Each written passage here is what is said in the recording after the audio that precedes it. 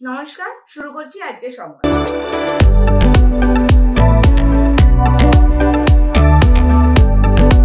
পরিবেশে সবুজের ভারসাম্য রক্ষায় বর্ধমানে কৃষ্ণসায়র পার্কে নবসৃজন কর্মসূচির আয়োজন করল স্বেচ্ছাসেবী সংস্থা পেয়ারা নিউট্রিশন ওয়েলফেয়ার সোসাইটি এবং শ্রী সবুজের অভিযান।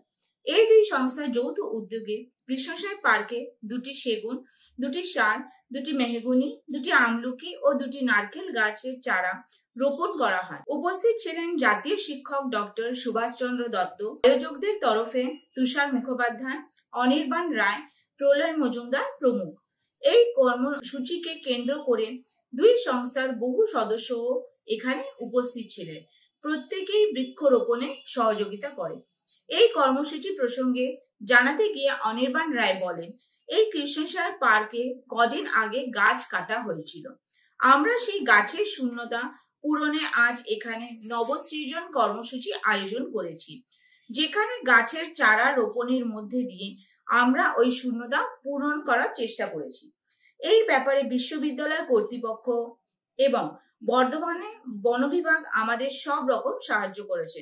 আমাদের আশা, একটি ঘেরা জায়গার মধ্যে এই বৃক্ষ চারাগুলি রোপণ করার ফলে সেগুলি বেঁচে থাকা ও বড় হওয়া সুবিধাজনক হবে। আমরা চাই এই ধরনের কাজে সকলে এগিয়ে আসুন, প্রকৃতিকে সবুজে ভরিয়ে রাখতে সহযোগিতা করুন। তরে আসুন কৃষ্ণসায়রে।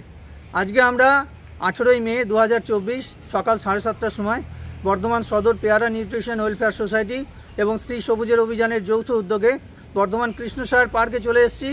আমরা এখানে 10টি বৃক্ষ চারা এখানে রোপণ করছি।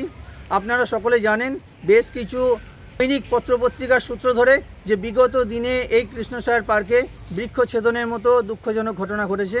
আমরা সেইটাকে সামনে রেখে বর্ধমান ইউনিভার্সিটির অনুমতি সাপেক্ষে এবং বর্ধমান ফরেস্ট ডিপার্টমেন্টের বিশেষ সহযোগিতায় আজকে আমরা বর্ধমান কৃষ্ণসায়র পার্কে আমরা 10টা বৃক্ষ চারা এখানে আমরা রোপণ করছি।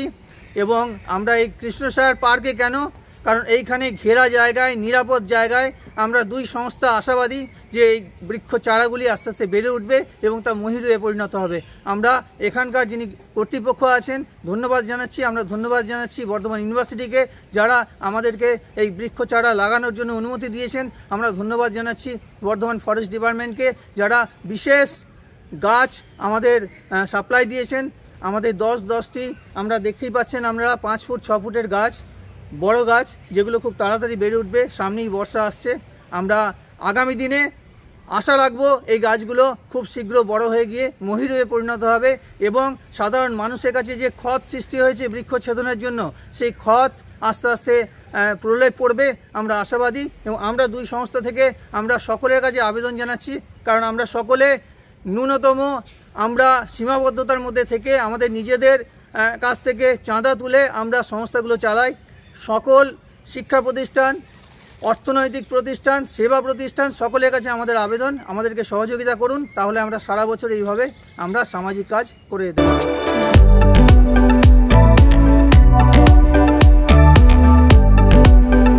ভারতবর্ষকে ক্রমশ পিছিয়ে দিয়েছে বিজেপি।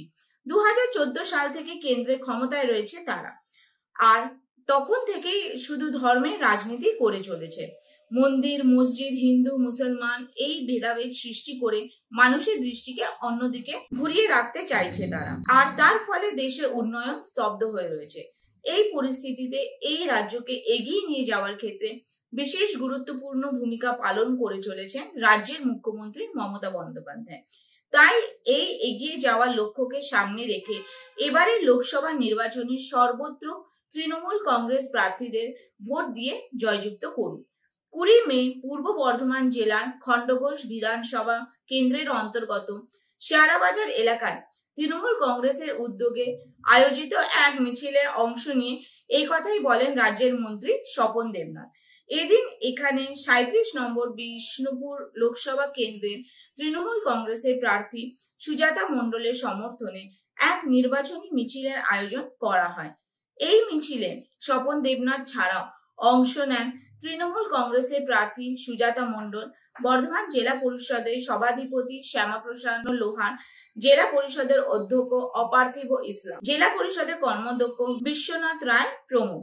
স্বপন দেবনাথ বলেন, রাজ্যের মুখ্যমন্ত্রী লক্ষ্মীর ভান্ডার প্রকল্পের মাধ্যমে রাজ্যের মহিলাদের আর্থিকভাবে স্বাবলম্বী করার যেমন চেষ্টা করেছেন, তেমনি কৃষক বন্ধু প্রকল্পের মাধ্যমে রাজ্যের হাজার হাজার কৃষকদের পাশে এসে দাঁড়িয়েছে।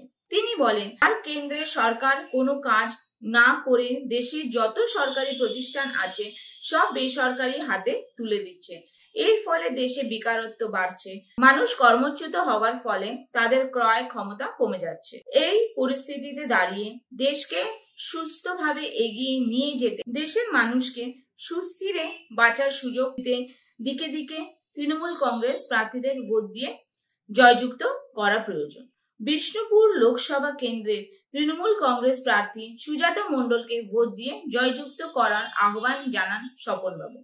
জেলা পরিষদের সভাধিপতি শ্যামাপ্রসন্ন লোহার বলেন, সারা রাজ্য জুড়ে যেভাবে উন্নয়ন হয়েছে তাতে এখানকার মানুষ মমতা বন্দ্যোপাধ্যায়ের পাশে থেকে অতীতের বিভিন্ন নির্বাচনে তৃণমূল কংগ্রেস প্রার্থীদের জয়যুক্ত করেছেন।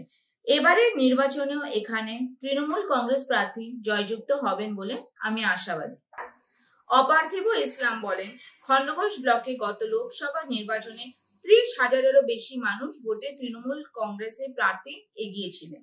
এবার আমরা মুখ্যমন্ত্রী মমতা বন্দ্যোপাধ্যায় এবং তৃণমূল কংগ্রেসের সর্বভারতীয় সাধারণ সম্পাদক অভিষেক বন্দ্যোপাধ্যায়ের হাতকে আরো শক্তিশালী করতে এখান থেকে তৃণমূল কংগ্রেস প্রার্থীকে 40,000 ভোটে লিড দেওয়ার চেষ্টা করব।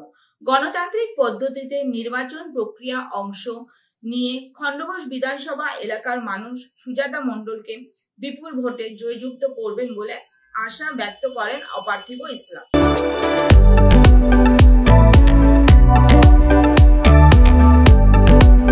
আজকের সংবাদ এই পর্যন্তই। নমস্কার।